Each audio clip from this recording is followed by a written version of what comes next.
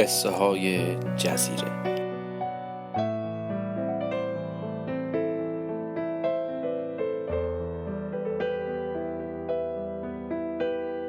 برنامه از هادی خوجینیان، رادیو کوچه.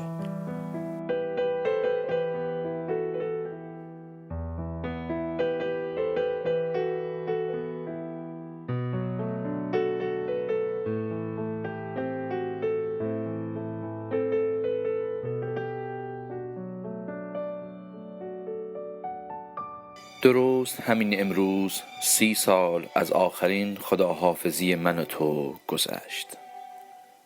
زندانبان قفل در را باز کرد و بازجو که کنارش ایستاده بود با کاغذ دادگاه انقلاب حکم بچه ها را خواند. من خیلی بچه بودم و در هراس ماندن در زندان و یا آزاد شدن قلبم از سینه‌ام داشت کنده می شد. من نفر 16 بودم. موهای تنم سیخ شد وقتی اسمم خوانده شد.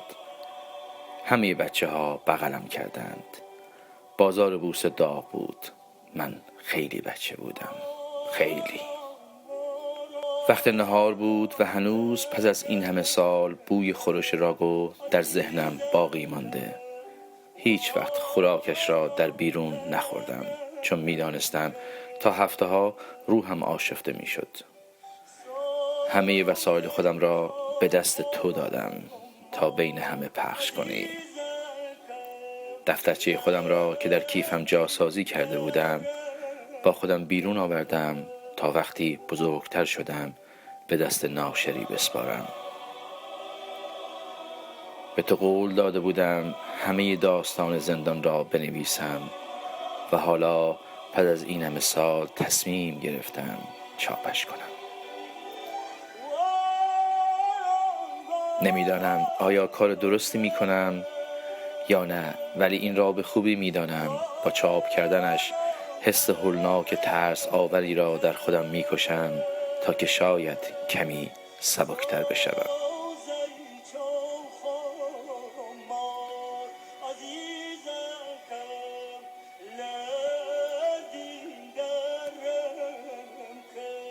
همین حالا که دارم از تو می نویسم آسمان نیویورک از هم پاشیده شده و آب رودخانه ها شهر را پر کرده.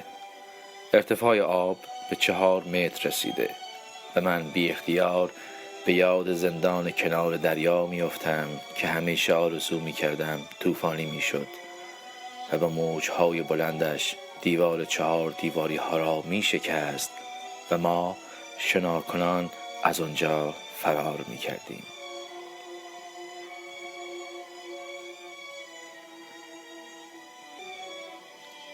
همین که از بازداشتگاه آزاد شدم به طرف خانه مامان مارال رفتم تا سوار دوچرخه‌ام بشوم تا مثل شب‌هایی که در زندان بودم و خواب آزادی را می دیدم رکاب زنان به سمت ساحل کنار دریا بروم و دوچرخه‌ام در ماسه ها گیر کند.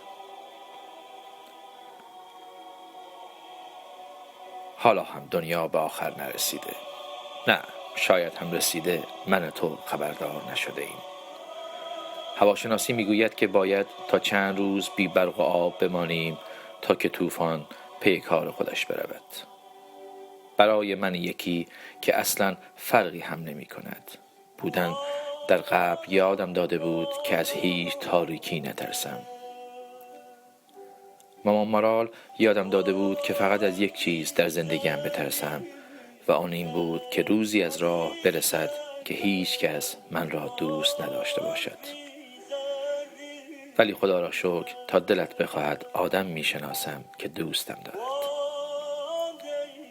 مثل همین الهه که هر روز برایم شیر قهوه درست می کند و با کیک توت فرنگی غروبم را درست می کند.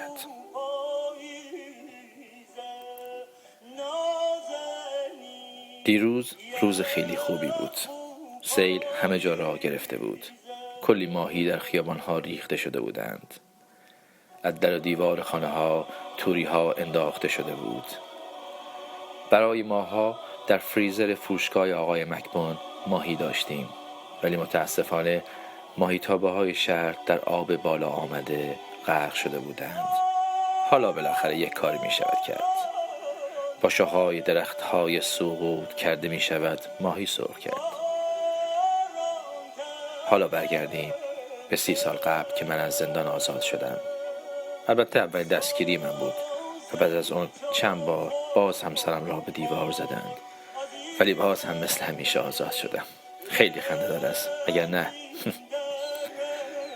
شاید وقتی این را بخوانی آب آپارتمان مرا پر کند و من بی سر صدا خفه بشوم، ولی قول می‌دهم که زود از ته آب بیرون بیایم و دوباره برایت نامه بنویسم. می‌بینی؟ قرار نیست پیر بشوم و یا خدایی نکرده دنیا بروم. از این که امروز پس از 30 سال یادتو کردم خیلی خوشحال شدم. تو 30 سال پیش 2 روز پس از آزادی من تیر باران شدی.